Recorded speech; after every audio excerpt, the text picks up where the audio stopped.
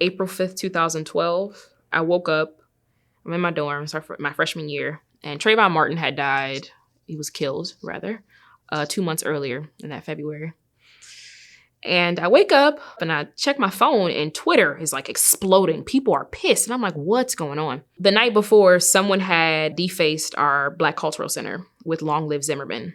The Black Cultural Center at Ohio State has a very long-standing history. Black students on Ohio State's campus occupied the president's office in, I think, the late 1960s or early 1970s, and they did not leave until he agreed to give them a Black Cultural Center. And so this is a space that was fought for, and people risked being kicked out of school. They risked going to jail so that Black students would have a place to call home on campus. So to wake up and know that someone strategically tagged that building, that was an attack on us, and we knew that immediately. The next day, we actually had a sit-in, so I participated in my first sit-in. We were in the Ohio Union for about 6 hours, and one of our biggest demands was that Ohio State issue hate crime alerts. And so we sat until they sent out the first one. And they did. They sent it out that day. We also went to the Board of Trustees meeting. We marched probably 150 deep, all of us in Black with signs across campus. That's such a powerful experience for me because it wasn't just Trayvon. Then it was Jordan Davis, and it was Mike Brown, and it was John Crawford, and it was Tamir Rice. And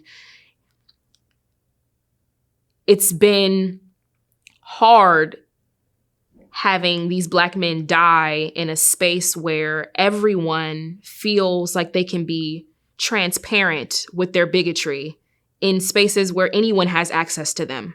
After Trayvon, all of the painful things that I had to read every day on Facebook, that never stopped, because it hasn't stopped. It hasn't stopped since then. And I think we're always grieving because we can still go online and see that George Zimmerman is auctioning off the gun that killed him and is calling it this piece of history, right? We're still dealing with that because it still feels like a slap in the face ever since then. I remember me and my roommate, we actually were sitting on the couch together when the George Zimmerman verdict came out. We were sitting there, and both of us, we just knew that he was going to be convicted. We were like, we got this. Like this is, everything's there. You have the phone call with the dispatcher. You have all of this. You have all this evidence against this man. And we sat there and we listened when they said that he was not guilty.